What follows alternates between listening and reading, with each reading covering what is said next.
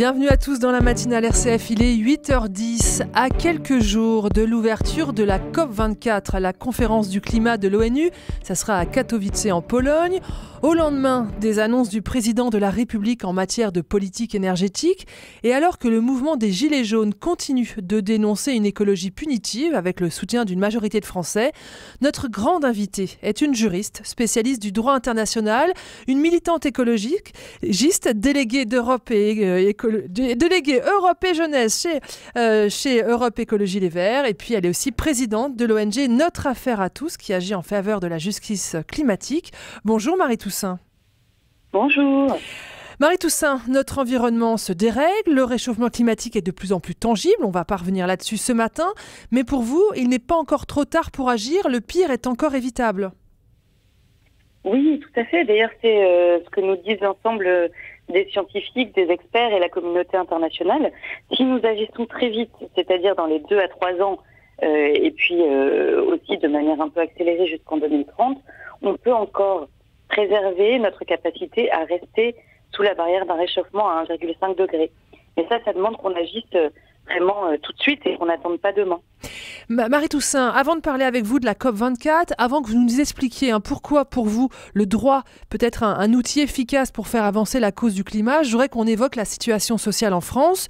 Depuis plusieurs semaines, on assiste à une vaste colère populaire et ce mouvement des Gilets jaunes dénonce une politique que beaucoup qualifient d'écologie punitive, des mesures qui, au nom d'une bataille pour l'environnement, aggraveraient la fracture sociale en épargnant soigneusement les plus privilégiés. Quelle lecture faites-vous de la colère des Gilets jaunes ? Alors, je n'ai jamais entendu de la part d'un gilet jaune qu'il fallait ne pas lutter contre la pollution et ne pas lutter pour protéger le climat. Donc, on n'est pas dans une protestation anti-écologique, on est par contre effectivement dans une demande simplement, même pas de justice sociale, mais que les citoyens aient de quoi vivre leur vie. Et effectivement, ce qu'on observe en matière de fiscalité environnementale à l'heure actuelle, c'est qu'elle pèse en premier lieu sur les plus pauvres. Et on voit bien que dans la part du budget des ménages, ça pèse au moins 5 fois plus lourd dans le budget des ménages les plus pauvres, cette augmentation de la taxation du carburant, que dans le budget des ménages les plus riches. On voit aussi que le carburant des riches, donc notamment le kérosène, celui des avions ou celui du commerce international à travers les paquebots, n'est absolument pas taxé, qu'on a des firmes très pollueuses, comme par exemple Total, qui échappent régulièrement à l'impôt, là où on pourrait tout à fait imaginer, par exemple, une taxe carbone aux frontières qui pèserait plus lourdement dans le budget des plus riches et pas dans le budget des plus pauvres. Mais je crois au-delà de ça que la demande des Gilets jaunes, la colère qu'ils expriment, c'est celle de ne plus avoir assez d'argent pour vivre.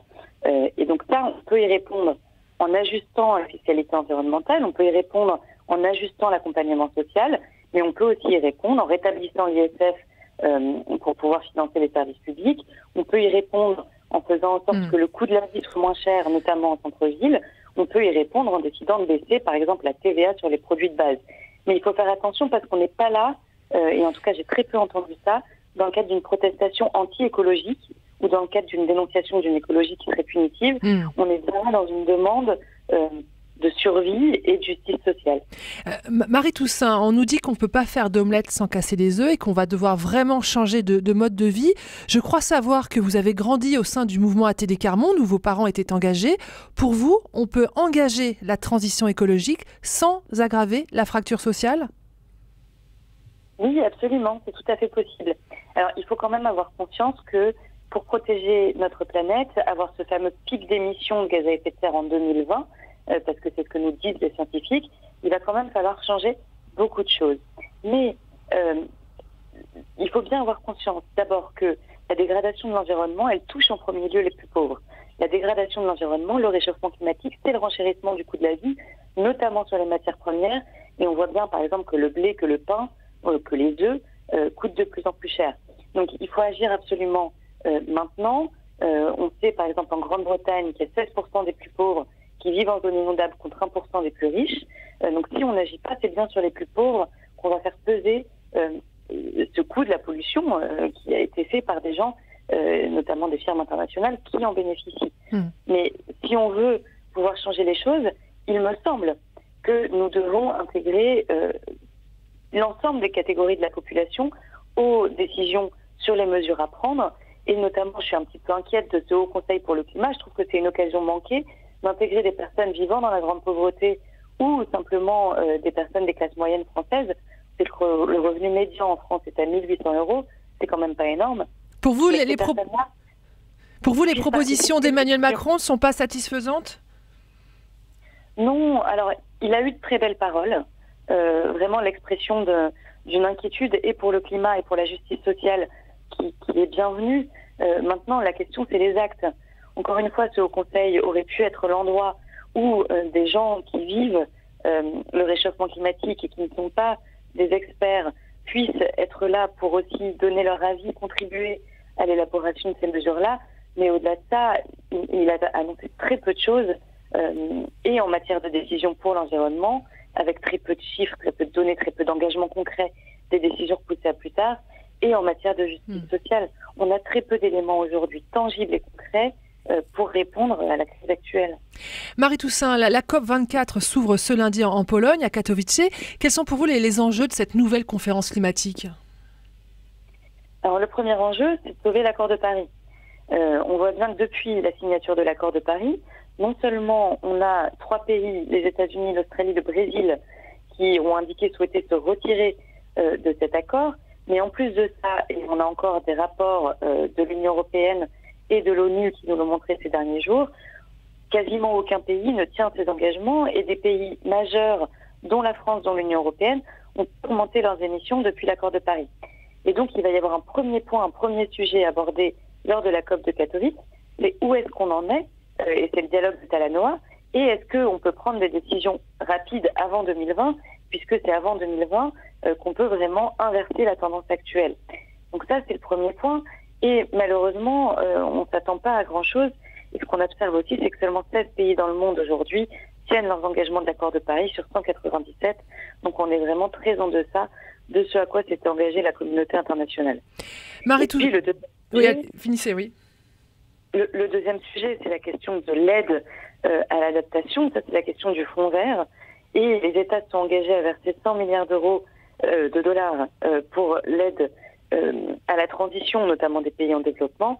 Aujourd'hui, on en est à moins de 50% des sommes dégagées, et donc on est très inquiet sur cette question-là également. Marie Toussaint, je rappelle que vous êtes la présidente de l'association Notre Affaire à tous. Comment est-ce qu'on fait pour contraindre les États à respecter l'accord de Paris et les engagements qu'ils ont pris sur le climat ? C'est une bonne question. Effectivement, on peut se demander, c'est bien, tous ces pays-là se réunissent, ils topent sur un accord, et puis que se passe-t-il après ? Aujourd'hui, ce qu'on observe à travers le monde, et c'est dans cette tendance-là s'inscrit notre association Notre Affaire à tous, c'est qu'il y a des citoyens qui en appellent à leurs juges nationaux pour leur demander de protéger, de nous protéger face aux effets du changement climatique et de protéger l'environnement. Ça veut dire quoi ? Ça veut dire que on demande aux juges de dire à nos États: vous avez signé l'accord de Paris sans contrainte, mais nous, on vous demande de faire en sorte que cet accord soit contraignant, qu'il vous soit obligatoire de vous inscrire dans une trajectoire 1,5 degrés Celsius. Et au-delà de cette question-là, les citoyens demandent aussi aux juges de dire: mais en fait, 1,5 degrés, c'est déjà trop, nos droits sont déjà bafoués, nos droits à la vie, à la santé, nos droits à exercer une activité économique, comme ces 10 familles qui ont assigné en justice l'Union européenne en mai dernier pour inaction climatique, en disant: mais attendez, moi je suis lavandiculteur, moi j'ai une activité touristique au bord de la mer du Nord, et en fait mon activité est menacée par le réchauffement. Et donc, accord de Paris ou pas, de toute manière, vous devez agir. Et donc on a tous ces citoyens à travers le monde, avec des victoires déjà repérées au Pakistan, aux Pays-Bas, on a beaucoup entendu parler de cette affaire de Urgenda, en Colombie, et partout des affaires en cours pour contraindre les gouvernements à agir pour protéger le climat. Pour vous, le droit, c'est vraiment un outil pour nous aider à nous engager dans la transition écologique ? Oui, parce qu'en fait, le droit change la donne. On parle de justice climatique parce qu'on fait appel aux tribunaux. Mais une fois que le juge a dit l'inaction climatique est illégale, aujourd'hui, il y a une obligation d'agir pour le climat. Et bien derrière, c'est l'ensemble de la société, c'est l'ensemble des partis politiques qui se disent mais on doit respecter ce droit-là et on doit agir. En fait, pour les citoyens, quand il y a une loi, n'y a pas de question. Si on ne respecte pas la loi, on a une amende, on a une interpellation, voilà, on doit rendre des comptes. Eh bien, pour les États, ça doit être pareil. Quand ils ne respectent pas la loi, ils doivent rendre des comptes. C'est ça qui est demandé, et c'est vrai que voilà, ça change complètement la donne. Il y a ce qui est de l'ordre du juridique. En fait, on a des droits et il faut agir. Et il y a ce qui est de l'ordre du politique, qui est comment est-ce qu'on fait pour respecter ces droits-là. Mais c'est un outil complémentaire qui vient s'ajouter à tout ce qu'on peut faire dans notre vie personnelle, ces fameux petits gestes, et puis à ce qu'on peut faire collectivement quand on change nos modes de consommation. Mais c'est un outil absolument essentiel, qui est nouveau. Ça fait seulement une dizaine d'années qu'on l'utilise, mais ça peut vraiment changer les choses. Une dernière question sur cette notion de droit, avec cet exemple de la ville de Grande-Synthe. Le maire de Grande-Synthe, Damien Carène, a engagé une action, un recours auprès du ministre de la Transition écologique, du Premier ministre et du Président de la République pour inaction en matière de lutte contre le changement climatique. C'est bien de ça dont on parle ? Tout à fait. Aux Pays-Bas, ce qui avait été demandé par l'association Urgenda, c'est de contraindre son État à augmenter ses objectifs de réduction de gaz à effet de serre. En France, on est dans une situation un petit peu différente, c'est-à-dire que les objectifs dans la loi sont plutôt bons, mais que la France est en retard sur la quasi-intégralité de tous ces engagements. Donc, en matière de réduction des émissions, on les a diminuées pendant plusieurs années. Aujourd'hui, depuis l'accord de Paris, elles repartent à la hausse de l'ordre de 3% par an, mais également de manière sectorielle. On voit que dans les transports, notamment dans l'agriculture, dans l'industrie, on est en train d'augmenter nos émissions plutôt que de les diminuer. Et puis la dernière chose, c'est la question évidemment de l'adaptation, puisqu'on sait que nos territoires vont être fortement impactés, d'où l'appel du maire de Grande-Synthe. Mais nos territoires au bord de l'eau vont être impactés, nos territoires de montagne vont être impactés, nos territoires de plaine vont être impactés. Ça va changer notre capacité à produire de l'alimentation, ça va changer la température dans les villes. Et donc, tout ça, il faut qu'on puisse demander à l'État de tenir ses engagements pour nous protéger, pour protéger nos territoires, pour protéger nos vies. Ne pas s'engager dans la transition climatique, ça va bientôt être pour les États passibles de non-assistance à personne en danger, c'est ça que vous voulez nous dire ? Oui, c'est exactement ce que demandent toutes ces familles et ces associations qui saisissent les juges à travers le monde. C'est bien de dire aujourd'hui, vous menacez notre vie. Au Pakistan, je vous donne cet exemple-là parce que c'est un fils d'agriculteur qui avait saisi les juges de son pays. Et effectivement, la Cour suprême de Lahore lui a donné raison et lui a dit le fait que vos parents, qui soient agriculteurs, qui ont réussi à produire assez pour se nourrir pendant des années et qui aujourd'hui n'arrivent plus à le faire à cause du réchauffement climatique, c'est anormal. Et effectivement, le droit à la vie de vos parents est menacé et donc nous vous donnons raison. Marie Verrier, l'avenir de la planète est-il dans les tribunaux ? En partie, mais il est aussi dans la mobilisation citoyenne. Il faut bien comprendre que dans une démocratie, les juges, quand ils ont des sujets devant eux, ils tranchent en faveur de différents principes. Il peut y avoir aujourd'hui le principe qui gagne, qui est celui des droits et libertés économiques. Et puis, il peut y avoir un principe plus citoyen, celui de l'environnement notamment, et celui de notre droit à la vie et à la santé. Et si on est nombreux à se mobiliser, alors les juges peuvent trancher en notre faveur. Mais oui, une partie des solutions passe devant les tribunaux. Et notamment, quand on regarde un peu, à chaque fois qu'il y a des moments charnières dans l'histoire de l'humanité, c'était le cas par exemple pendant la Révolution industrielle, alors on faisait appel aux juges. Pendant la Révolution industrielle, les ouvriers, dans les usines qui étaient en train d'émerger partout à travers l'Europe, ont demandé aux juges de trancher ce qu'il fallait faire quand il y avait des accidents au travail par rapport à leurs employeurs. Dans quelle mesure les employeurs étaient responsables.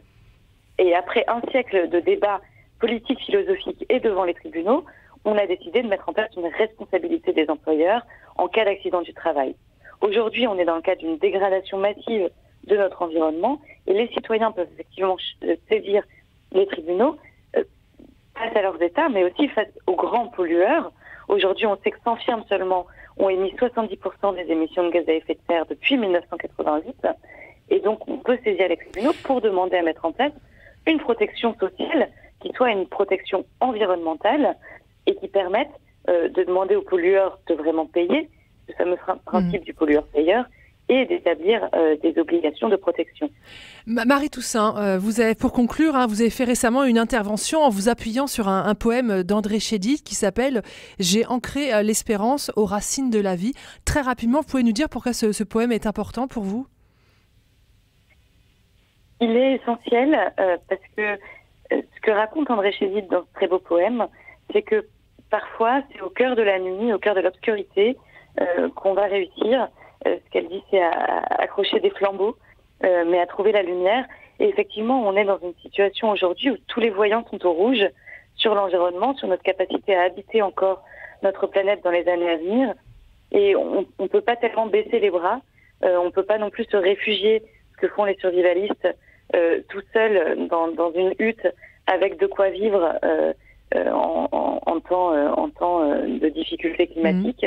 Mais par contre, ensemble, on peut allumer de nouvelles lumières et trouver des manières d'agir. Et c'est un peu ce qu'on propose avec notre affaire à tous, c'est de se mettre avec ceux qui sont les plus victimes du réchauffement climatique et de rallumer ces flambeaux, de les accrocher. Merci beaucoup. Je suis obligée de vous interrompre. Merci beaucoup, Marie Toussaint. Merci beaucoup. Je rappelle que vous êtes la présidente de l'association Notre Affaire à tous qui agit en faveur de la justice climatique.